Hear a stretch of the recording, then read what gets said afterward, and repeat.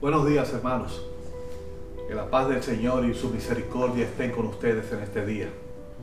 Es abril 11 del año 2021. Hoy vamos a comenzar una serie de 3 reflexiones con relación a lo que es y debe ser la voluntad de Dios para nuestras vidas. La voluntad de Dios es un tema que abarca no solamente la iglesia cristiana, sino que toda la humanidad se ve envuelta en lo que significa la voluntad de Dios. Por eso vamos a aprender hoy y durante los próximos 2 domingos qué significa para nosotros el estar dentro de la voluntad de nuestro Señor. Antes oremos a nuestro Padre. Gracias, Padre Celestial. Hoy, Dios, aclamamos tu nombre y levantamos nuestra voz para alabar, Señor, tu santidad. Que esta palabra en el día de hoy sea establecida según tu voluntad para nosotros. Que podamos ver en tus decretos y tus deseos con nuestro corazón y en nuestra mente, llenando nuestras vidas lo que tú deseas para nosotros. Para de esa manera establecer esos caminos de justicia en nuestra alma y que podamos ser agradable a ti. Oramos, Señor, en el nombre poderoso de tu Hijo Jesús. Amén, amén y amén. Una de las historias más asombrosas que encontramos en la Biblia se encuentra en el libro de Génesis, capítulo 22 y los versículos 1 al 18. Se trata de un relato dramático de principio a fin. Aquí vemos cómo Abraham asumió la prueba en la cual se le demandaba la vida de su hijo Isaac. Este pasaje es uno de los emblemas más importantes en toda la Biblia con relación a la fidelidad de los seres humanos hacia Dios. En ocasiones debemos estar dispuestos a sacrificar lo que más queremos por esa fidelidad. Tenemos que sacrificar relaciones personales, algún tipo de trabajo. Es en ese momento donde debemos escoger entre lo que creemos que es la voluntad de Dios y lo que entendemos que es lo más importante para nosotros. En el caso de Abraham, él estaba dispuesto a sacrificarle a Dios a su propio hijo. El mismo Dios le había dicho a Abraham que por medio de su hijo Isaac, sus descendientes se multiplicarían para llegar a ser una nación por la cual serían benditas todas las naciones del mundo. El cumplimiento de esa promesa dependía de esa vida que aparentemente Dios reclamaba en ese momento y en ese lugar. Para Abraham era una fe que luchaba contra su propia fe. Sin embargo, aún en esa pelea difícil, él decidió obedecer, haciendo lo que no podía entender y aceptando la voluntad de Dios. Todos sabemos el fin de la historia. Abraham volvió a Berseba junto a Isaac y el proceso de la redención proseguía en él según el plan trazado de Dios. El cristiano que acepta lo que no puede entender, aquello que no puede ver, teniendo la certeza de lo que se espera, está navegando dentro de la fe en toda su manifestación. Esa será la persona que puede sacrificar todo lo que considera importante en su vida por su fidelidad a la voluntad de Dios. Las historias bíblicas nos presentan en ocasiones ideas que pueden ser totalmente incomprensibles. Jacob estaba exiliado en Egipto y José alcanzó una posición importante dentro de ese pueblo, pero seguía siendo un forastero en tierras extrañas. Isaac fue un nómada durante toda su vida. Moisés no pudo alcanzar a pisar la tierra prometida y solamente la pudo ver desde lejos. Sin embargo, fueron personas las cuales llegaron al final de sus vidas muriendo esperanzados en que las promesas de Dios son inmutables y que éstas se cumplirán. Nuestro fracaso y nuestro miedo se debe a que tratamos de hacer las cosas sin contar con el Padre Celestial, no entendiendo que el secreto de una vida victoriosa es estar cara a cara con Dios antes que estar cara a cara con los hombres. Existe lo que se llama el camino de la justicia, la cual solo podemos encontrar por medio del Hijo de Dios. Este camino de la justicia solo se puede y solo se podrá obtener siguiendo el camino de la voluntad inalterable de Dios. Por eso, decir hágase tu voluntad será la única manera, la única verdad con la cual la paz saciará nuestra alma. Hacer nuestra voluntad es sumergirnos en las sombras de un pasado, con un presente y un futuro que no tendrá gloria. Esa paz del camino de la justicia de Dios es la única manera con la cual podremos entender el episodio de Jesús en Getsemaní. Allí el Hijo de Dios, con una tensión que lo hizo sudar sangre, aceptó la voluntad de su Padre y obtuvo la paz. Cuando seguimos el camino de la justicia, aceptando la voluntad de Dios, quitamos todo tipo de raíz de inquietud, de ansiedad, y encontramos el camino de la verdadera paz duradera. En el Nuevo Testamento hay dos palabras griegas que se traducen y han sido traducidas por la palabra voluntad. El problema es que tienen diferentes matices. La primera palabra es boulé y la segunda es telema. La primera quiere decir un deseo racional, consciente. La segunda implica un deseo impulsivo, inconsciente.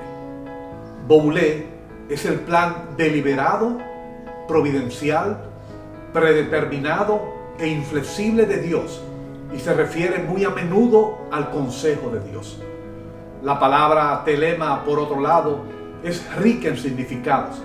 Se refiere a algo que es conveniente, algo que se desea, que se pretende, que se decide, que se ordena. Y la misma tiene que ver con consentimiento, deseo, propósito, resolución y mandato. Termino esta primera parte de la reflexión de la voluntad de Dios con una pregunta que abunda en la mente de gran parte de los cristianos. ¿Cuál es la voluntad de Dios para mi vida? La vida está llena de personas que no darán un paso hasta que escuchen la voz de Dios. No se moverán hasta que el susurro de Dios llegue hasta sus oídos.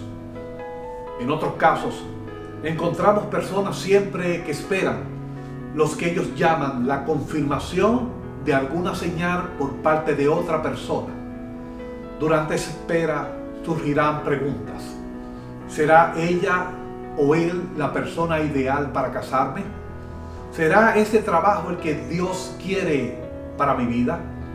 ¿Será esa la casa la que Dios quiere para mí y para mi familia? No hay duda que escuchar la voz del mismo Dios sería la experiencia más maravillosa del mundo. Para estas personas, me gustaría presentarles dos maneras bíblicas en la cual podemos encontrar cómo Dios, el mismo Dios, nos habla en el día de hoy, y con ambas poder establecer cuál es la voluntad de Dios para nuestras vidas. La primera está basada en el pasaje bíblico del libro de Mateo, localizado en el capítulo 6 y los versículos 25 al 34. Aquí encontramos a Jesús hablando a sus seguidores. Por la forma retórica como Jesús lo desarrolla, estoy seguro de que él había sido testigo de las angustias y preocupaciones que envolvían la mente y el corazón de muchos de ellos. Jesús les dice el por qué no deben preocuparse en la vida de qué comerán, o qué beberán, o qué vestirán en el mañana. Ellos, como nosotros, debemos entender que la vida y el cuerpo tienen más valor que cualquier tipo de necesidad. Jesús les expresa que si Dios cuida de las aves del cielo, ¿qué más no hará por las personas que son seguidores de su Hijo? Y añade lo siguiente: cuando nos preocupamos del mañana, pensamos como los paganos o los incrédulos. el Hijo de Dios no está hablando de que no seamos prevenidos. Está hablando de que no debemos angustiarnos, tener ansiedad por el día del mañana. Jesús termina el pasaje con lo que significa la voluntad revelada de Dios y nos dice lo siguiente: buscad primeramente el reino de Dios y su justicia, y todas estas cosas les serán añadidas. Por lo tanto, no se angustien por el mañana, el cual tendrá su propio afán. Cada día ya tiene sus problemas. Dios sabe lo que necesitamos. Él nos proveerá de alimentos, bebidas, trabajo, casa y todo lo necesario para poder vivir. La preocupación y la ansiedad son frutos pecaminosos. Todos estos brotan de un corazón incrédulo. Jesús trata la obsesión por el futuro como una evidencia de poca fe.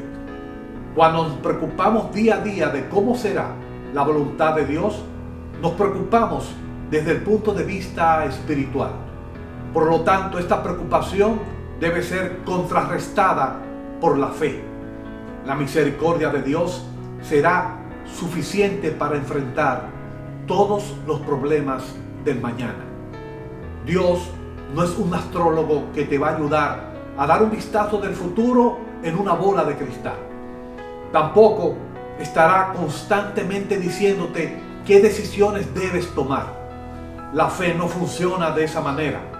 El único que conoce el mañana es Dios, y esa será su voluntad no revelada. El susurro que esperas escuchar en el oído, o que alguien te confirme que está escrito en la Biblia, es solamente el buscar el reino de Dios y su justicia, y esa será la voluntad real de Dios para tu vida. Si aún con esto te preguntas, ¿qué es entonces la justicia de Dios? Tengo que decirte que para cumplir su voluntad no tenemos que escoger vivir en San Juan de Puerto Rico o en Santo Domingo, República Dominicana. De si debo o no estudiar medicina o estudiar abogacía, si me caso con fulana o me caso con fulano. La justicia de Dios es la relación absoluta con el absoluto. La pregunta, por el contrario, debería ser la siguiente: ¿buscamos primero el reino de Dios o el de nosotros? ¿Nos sometemos a su señorío o vivimos de acuerdo a nuestras reglas? Para Dios no es tan importante dónde podamos vivir o qué carrera puedo estudiar. Lo que Él procura para todos nosotros es una vida santa, un trabajo santo, una casa santa, un esposo o una esposa santo. Esa es posible la respuesta que usted no espera en este momento. Pero si la duda le sigue consumiendo, le diré otra manera para saber cuál es la voluntad de Dios para nuestras vidas. La respuesta está en el libro de Lucas, en su capítulo 10 y el versículo 27. En este versículo, Jesús le responde a un intérprete de la ley y dice lo siguiente: amarás al Señor, tu Dios, con todo tu corazón y con toda tu alma y con todas tus fuerzas y con toda tu mente. Y añade lo siguiente: y a tu prójimo como a ti mismo. Esa es la voluntad de Dios en su máxima expresión. Si esto no fuese suficiente, la próxima semana veremos el segundo pasaje bíblico de cómo Dios nos habla en nuestro tiempo sin ninguna necesidad de confirmaciones extra bíblicas. Que el Señor lo continúe bendiciendo en este día, hermanos.